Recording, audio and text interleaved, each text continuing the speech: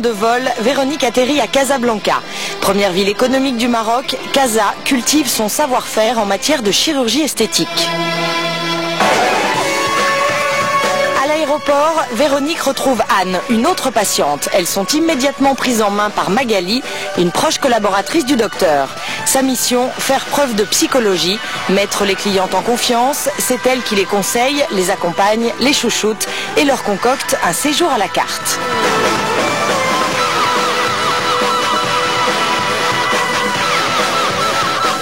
Anne n'a ni la même histoire ni les mêmes envies que Véronique. À 34 ans, elle a des problèmes de poids depuis son enfance.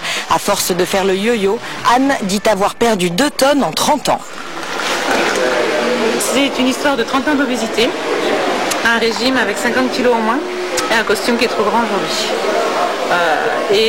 Sur lequel on ne peut intervenir en aucune façon de manière naturelle. Ni les crèmes raffermissantes ne font plus rien. Elles n'ont jamais rien fait d'ailleurs. La musculation ne muscle pas une peau qui est morte. Donc à l'heure qu'il est pour réhabiliter le corps, il n'y a plus que la chirurgie qui peut faire quelque chose. C'est vrai que ce n'est pas des décisions qu'on prend facilement. On touche à un corps, une poitrine, on touche à sa féminité. C'est cette prise en charge qui est très présente et un phénomène de cocooning qui fait qu'on a envie de venir, de se laisser porter, de se donner complètement et de se remettre dans les mains de l'équipe, du chirurgien, etc. Moi je prends un package, ça me coûte 2200 €, le tout. Qu'est-ce qu'il y a là-dedans ? Il y a le séjour à Casa, le balnéo, on s'occupe de moi, ça n'a pas de prix. Après je vais à Marrakech.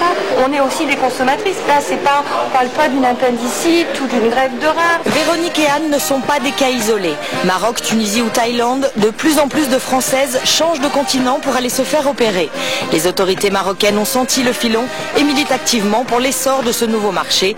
Le tourisme chirurgical fait dorénavant partie d'une politique globale, réfléchie et encouragée. Casablanca, aujourd'hui, est déjà la 3e destination touristique du Maroc. Son tourisme est principalement un tourisme d'affaires. On veut le développer vers d'autres tourismes. Le tourisme, je dirais, de santé est une niche où le Maroc a quelques prédispositions naturelles pour éventuellement travailler dans cette niche. Donc voilà pourquoi je pense que c'est un créneau et aussi bien les professionnels qui soient hôteliers ou transporteurs ont compris cette donne et sont en train de l'exploiter d'une façon la plus intelligente mais aussi de la façon la plus naturelle. L'après-midi même de leur arrivée, Anne et Véronique se rendent à la consultation préopératoire.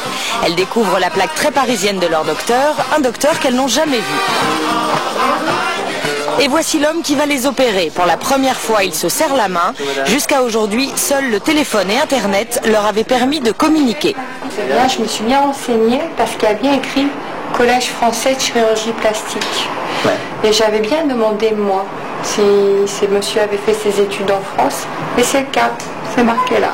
Et pourtant, ce diplôme ne suffit pas au docteur pour opérer en France. En tant qu'étranger, il n'a pas accès aux 2 ans de spécialisation obligatoire pour exercer dans l'Hexagone. Quand vous faites une intervention sur le corps de madame, j'imagine qu'il y a un moment donné, il faut des photos, il faut des éléments. Ça, c'est été. En fait, il y a tout un dossier médical qui est préparé et conçu et réfléchi au préalable.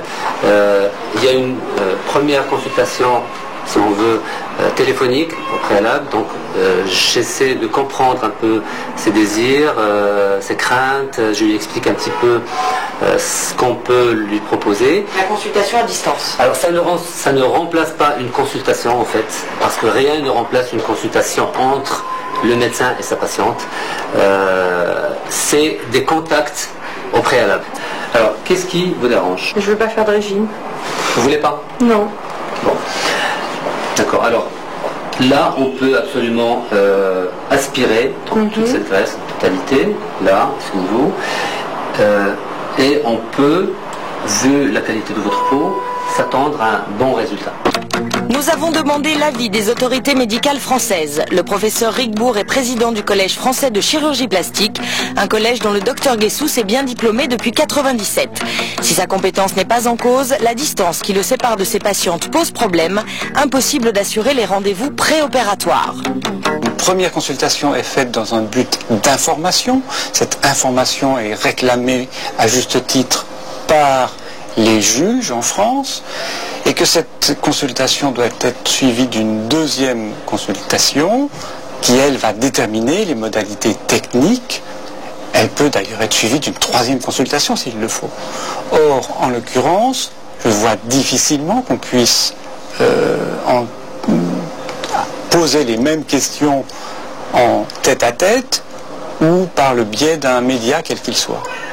Là, je voulais vous montrer donc les photos qu'on avait prises. Lorsque la peau sera rétractée, on peut s'attendre à quelque chose comme ça. Ça se passe comme vous le pensiez, elle vous avait envoyé le bon dossier, pas de surprise. Tout à fait, il n'y a pas de surprise. On demande des analyses médicales, on demande à ce qu'elle voit son médecin traitant pour qu'il donne aussi son aval. Donc il y a des étapes à franchir et pour justement ne pas tomber dans des surprises. Au départ, Anne voulait se faire retendre la peau du ventre et des cuisses, mais l'équipe l'a fait changer d'avis. Elle devrait avant tout se refaire faire la poitrine pour retrouver sa féminité. Aujourd'hui, en consultation, il s'agit de déterminer la taille de ses futurs seins. Comme je vous ai montré. Là, c'est juste pour le volume. Ça, c'est au moins assez. Pas plus que C. Hein. Non. Entre B et C. Ouais. Je les enlève? Oui. Tous les rangs. Mais demain, je ne les rendrai pas. Hein. Après, je les garde. Hop, non. Et au niveau des soins post-opératoires, il y a quelque chose de particulier? Oui, alors, vous pourrez faire juste des soins locaux par une infirmière ou par vous-même après votre départ, si ça s'avère nécessaire.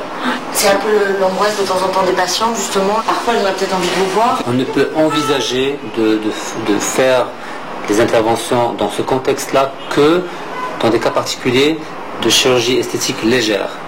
Lipoaspiration, augmentation du sein, de petits mini-lifts, des rhinoplasties, quelque chose qui ne demande pas de suivi prolongé. Nouvelle réserve des autorités médicales françaises, le suivi post-opératoire.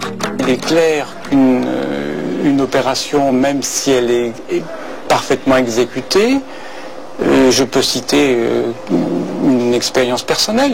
Il n'y a pas très longtemps, j'ai fait un lifting qui s'est compliqué d'une infection, ce que je n'avais je crois, jamais vu.